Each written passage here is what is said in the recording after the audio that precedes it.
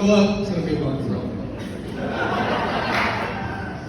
I've been lucky enough to have grown and matured as a man beside Jeff Thompson. We weren't always close, though. The first 2 years we knew each other at the Cheesecake Factory, I kind of thought he had maybe fantasized about pummeling me, like watching me spit out my own blood and choke down a couple of my own teeth. He had loosened for me. I could see it in his eyes. I could see that this thought brought him a sick joy. And to be fair, at the same time, I thought he was some mentally unstable, club-footed hillbilly who muttered violent stuff to himself under his breath when he would get sat at a couple less than desirable tables in a row. It happened a lot. Jeff seemed like a guy that would have a problem if somebody said or did the wrong thing, and guess what? Oftentimes, I said or did the wrong thing. And I knew better than to mess with it, so I just steered clear. And honestly, it was probably for the best. Neither of us were the men that we are today. It wasn't until we had an epic run in Vegas together in 2008 that things took an unexpected turn. See, Jeff was smart enough to see that I possessed the ability to help him make money at blackjack. And on that trip, he didn't leave my side as we went on a run together that eclipsed $45,000 in combined winnings over a 2-day span. Using what he coined, and obviously we know the guy loves nicknames, but what he coined is the Jeezy blackjack logic. But that wasn't the luckiest thing that happened on that trip. The luckiest thing that happened on that trip was that we found a real friendship. The kind that was forged by amazing memories like watching our giant friend, who couldn't be here tonight, Rudy the Pooh, get spooned by a trans person before it was the hip thing to do. Or making fun of my drunk alter ego, Zombie Zeus. And he was hoping that I was going to give this speech in Zombie Zeus mode, so I'm sorry to disappoint you. We were kooking around, and how long it took Jeff to do anything, it didn't matter what it was, it took forever. Or a homeless man, Pep, who went to Vegas with $47.50 to his name. We found something more valuable than all of those memories. It was a lifelong friendship. The kind that you never have to maintain or manage, it's just there. The kind of friend that you would trust with your children's innocent lives. The kind of friendship where one man can say to another, I hope to be the father to my daughter that you are to yours, and will soak up everything I can to do so. Which is what he said to me before Kennedy was born. I can stand here today and tell you that Amanda Thompson is one of the luckiest women on this earth. Even though Jeff will surely spend at least 3 hours a day ranting about something she doesn't give a shit about. Every day, for the rest of your life,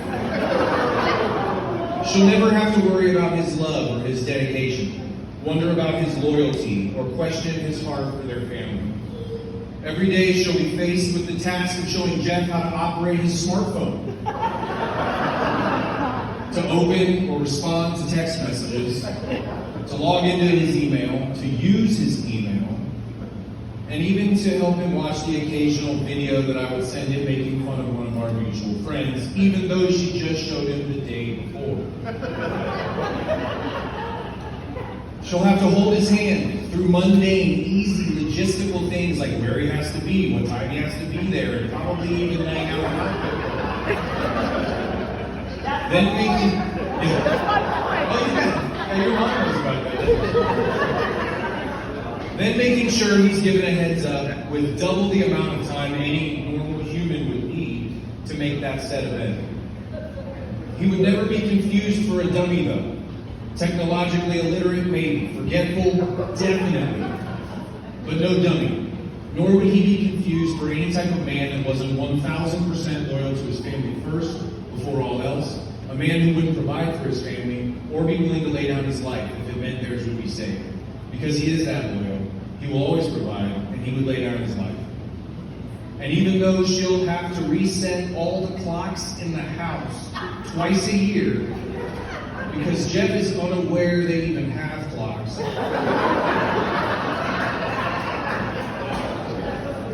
how to read them, or what they represent.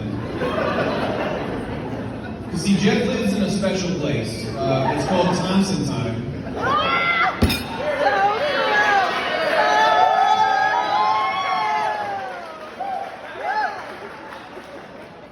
It's they don't have Eastern Standard Time there. It's a magical place where Jeff wanders around muttering to himself why opposing political views are the cancer to this country when he's supposed to be someone. But it's a small price to pay to be with a man who stands for the things that Jeff stands for. She'll never have to wonder if Jeff is fraternizing with women on social media or being disrespectful to their commitment. For one, he does not know how to use social media and would probably piss off any woman he spoke to anyway. So she's good there. But more importantly, he wouldn't, even if he knew how. Jeff holds himself to a code that few understand. He doesn't do this for the approval or acceptance of others. He does it because he wouldn't be able to look himself in the face if he didn't live by that code. He does it because he believes it's the right thing to do. That being said, for pretty much everyone in this room, Jeff doesn't care what you think. Just ask him, he'll tell you. It won't change his unwavering opinion of himself, his self-made fantasy football charts and rankings, his opinion of LeBron James, or his political views. He's pretty set on those things. All right, show of hands on who's been given a nickname from Jeff. Yeah, so that's obviously Jeff's side. All right. All three of us. I'm going to go ahead and read I got my favorite Jeff Thompson given nicknames. When you hear your nickname or recognize one, feel free to give a woo. Whatever. I don't care. You clap, whatever. Nicknames given by Clubfoot Jeff. In no particular order. Todd.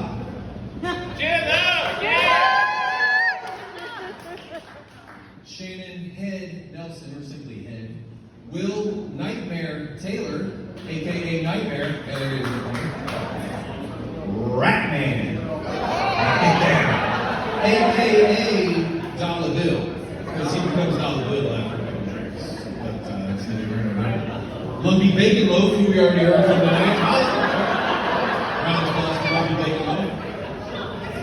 Triple Chin Hoyer, the Buffet Destroyer.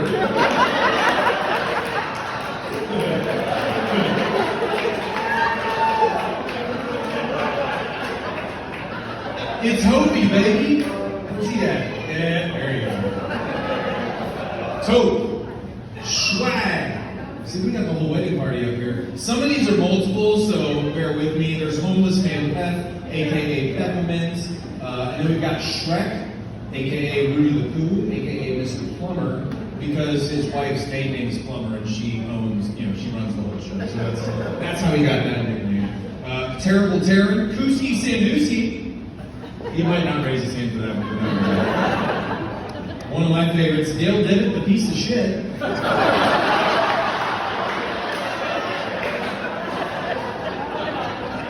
Stubby Fingercorn. Now, her name may sound weird, but her last name was Summercorn. Kelly Summercorn, so Stubby Fingercorn was all this guy. Hole Liquor. Now, that one might sound bad. That guy's name was Ho Thacker. And so it just became Hole Liquor permanently. Old Wormwood. Yeah, he's over there in the corner. Big Heart Mark. Spankster, Polly, Pop, Lock, and Drop It. Skankister, rest in peace. Buzzard, he was the one that mastered ceremonies tonight. We call him Buzzard because he's old. Boner Pants. Yeah. I didn't know who was going to claim that. Some of these here, we got 3 or 4 for the same guy here. David Creed, Burgerito, and then we'll finish with mine, which is a nice transition. Jeezy, Beansy, Skeezy Vaseline, and then finally Skeezy Vaseline with AIDS.